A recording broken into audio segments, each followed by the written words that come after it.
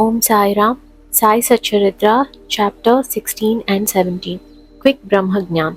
These two chapters relate the story of a rich gentleman who wanted Brahmagyan quickly from Baba. Preliminary. The last chapter described how Mr. Cholker's vow of small offering was completed and accepted.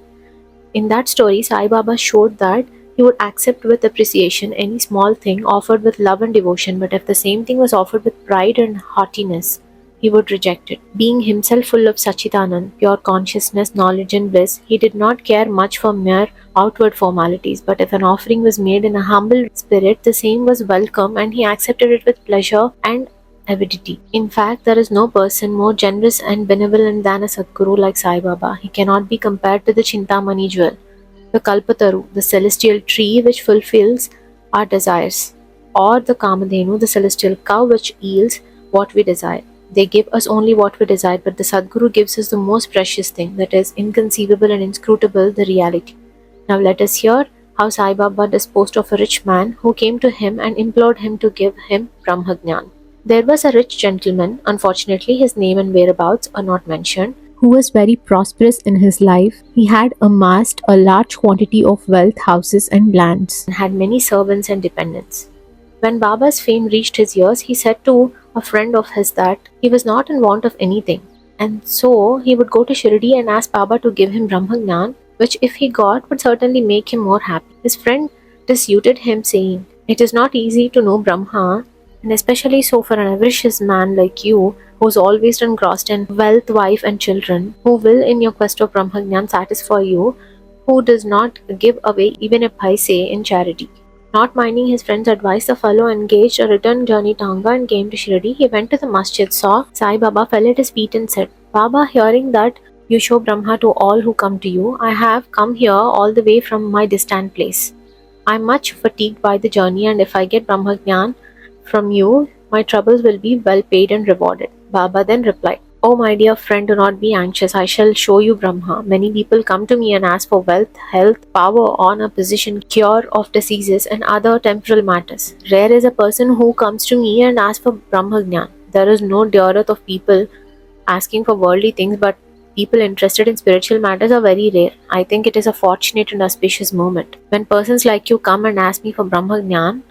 So forthwith I show you with pleasure Brahma, with all its accompaniments and complexities." Saying this, Baba started to show him Brahma. He made him sit there and engaged him in some other talk and thus made him forget his question for the time being. Then he called a boy and told him to go to one Nandu Marwadi and get from him a loan of ₹5. The boy left and returned immediately, saying that Nandu was absent and his house was locked. Then Baba asked him to go to Bala Grocer and get him the said loan. This time also the boy was unsuccessful. This experiment was repeated again twice or thrice with the same result. Sai Baba was, as we know, the living and moving Brahma incarnate. Then some may ask, why did he want the paltry sum of ₹5, and why did he try hard to get it? In reality, he did not want the sum at all. He must have known fully that Nandu and Bala were absent, and he seemed to have adopted his procedure as a test for the seeker of Brahma. The gentleman had a roll or bundle of currency notes in his pocket, and if he was really earnest, he would not have sat quiet and be a mere onlooker when Baba was frantically trying to get a paltry sum of ₹5. He knew that Baba would keep his word and repay the debt, and that the sum wanted was insignificant. Still, he could not make up his mind and advance the sum. Such a man wanted from Baba the greatest thing in the world, that is Brahmagyan. Any other man who really loved Baba would have given him ₹5 at once instead of being a mere onlooker. It was otherwise with this man. He advanced no money, nor did he sit silent, but began to be impatient as he was in a haste to return and implored Baba, saying, "Oh Baba, please give me Brahmagyan soon." Baba replied, "Oh my dear friend, did you not understand all the procedure that I went through sitting in this place for enabling you to see Brahman? It is in short this: for seeing Brahma, one has to give 5 things, that is, surrender 5 things, 5 pranas, vital forces, 5 senses, mind, intellect, and ego. This path of Brahmagyan or self-realization is as hard as treading on the edge of a razor. Sai Baba then gave a rather long discourse on the subject, the purport of which is given below. Qualifications of Brahmagyan or self-realization. All persons do not see or realize the Brahman in their lifetime. Certain qualifications are absolutely necessary. First one is mumuksha, or intense desire to get free.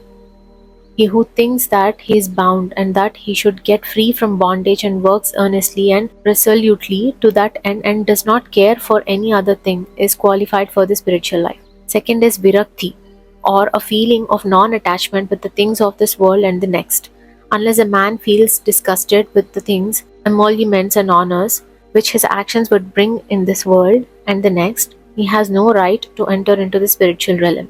Third is antarmukha, introversion. Our senses have been created by God with a tendency to move outward, and so man always looks outward and not inward.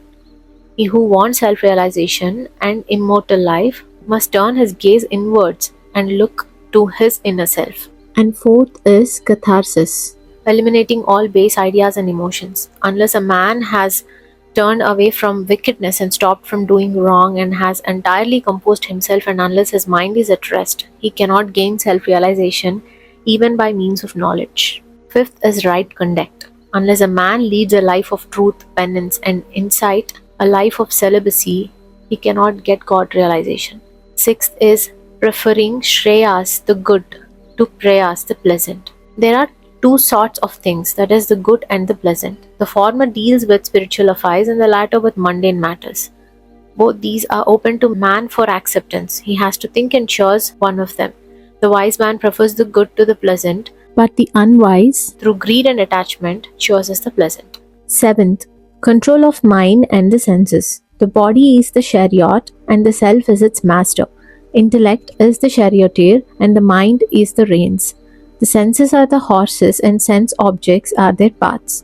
He who has no understanding and whose mind is unrestrained has his senses unmanageable, like the stray horse on a charioteer, does not reach his destination or get self realization, but goes through the round of births and deaths. But he who has understanding and whose mind is restrained has his senses under control, like the good, obedient horse of a charioteer, reaches the destination. And that is the state of self realization, whence he is not born again.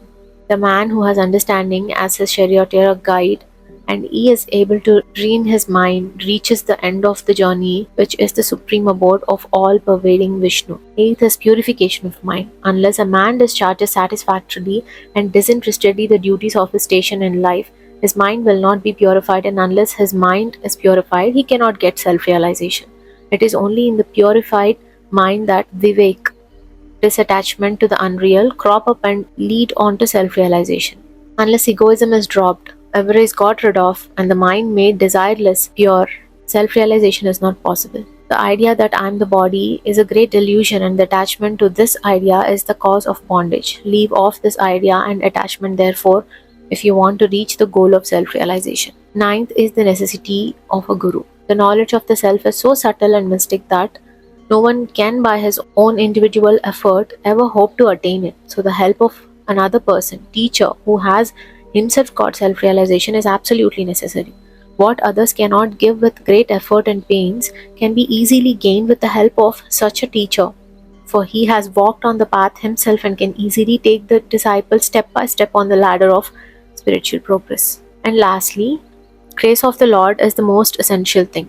When the Lord is pleased with anybody, he gives him viveka and vairagya and takes him safe beyond the ocean of mundane existence. The self cannot be gained by the study of Vedas, nor by intellect, nor by learning. He whom the self chooses gains it. To him the self reveals its nature, says the Katha Upanishad. After the dissertation was over, Baba returned to the gentleman and said, "Well, sir, there is in your pocket the Brahma in the form of 50 times of 5, that is rupees 250. Please take that out." The gentleman took out from his pocket the bundle of currency notes, and to his great surprise found on counting them that there were 25 notes of 10 rupees each. Seeing this omniscience of Baba, he was moved and fell at Baba's feet and craved for his blessings. Then Baba said to him, "Roll up your bundle of Brahma, your currency notes. Unless you completely get rid of your avarice or greed, you will not get the real Brahma. How can he whose mind is engrossed in wealth, progeny, and prosperity expect to know the Brahma without removing his attachment for them? The illusion of the attachment or the love of the money is a deep eddy or whirlpool of pain full of crocodiles in the form of conceit and jealousy. He who is desireless can alone cross this whirlpool.